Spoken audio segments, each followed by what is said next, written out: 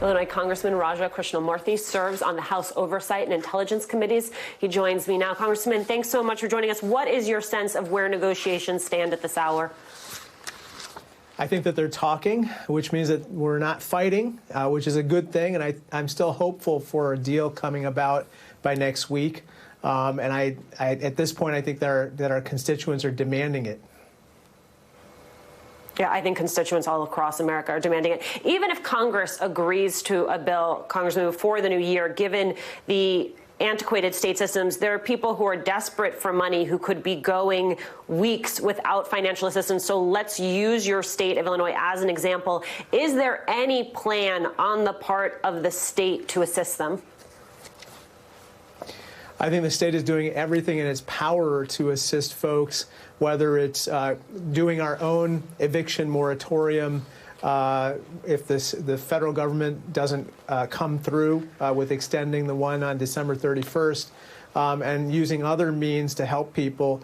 But Alicia, at the end of the day, for instance, federal unemployment benefits are crucial because, as you know, it's a state-federal partnership that funds these unemployment benefits. And so on December 26th, we are literally facing a cliff, and therefore we have to extend those unemployment benefits, especially when we have 10 million people across the country unemployed right now. The sticking point, as I understand it, and as you said, negotiations are ongoing, so these things are in flux. But Senate Majority Leader Mitch McConnell, the issue that is a sticking point for him is liability protection for businesses. Others have said this liability concern is moot because it's hard for someone to prove that they contracted COVID at their workplace. As an attorney, what are your thoughts on this?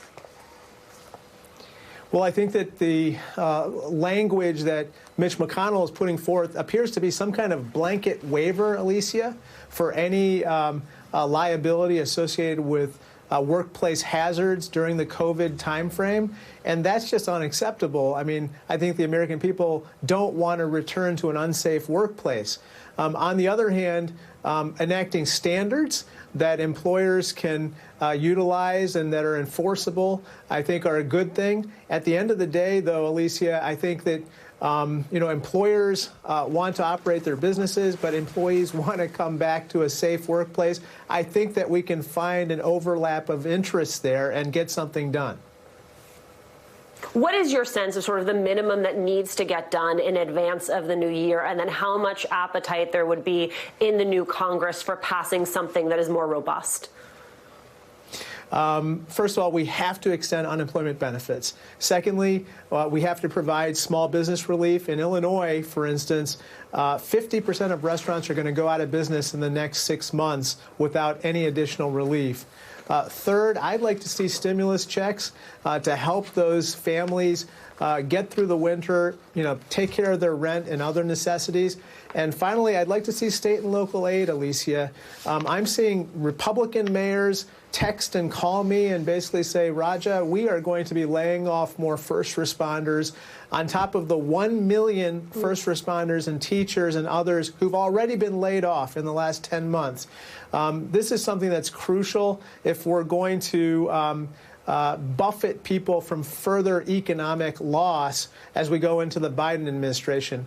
Once President Biden comes into office, I think we can then do something even more robust. But at a minimum, we need to do these things, in addition to money for vaccine distribution, which I think both sides agree needs to be provided to the states.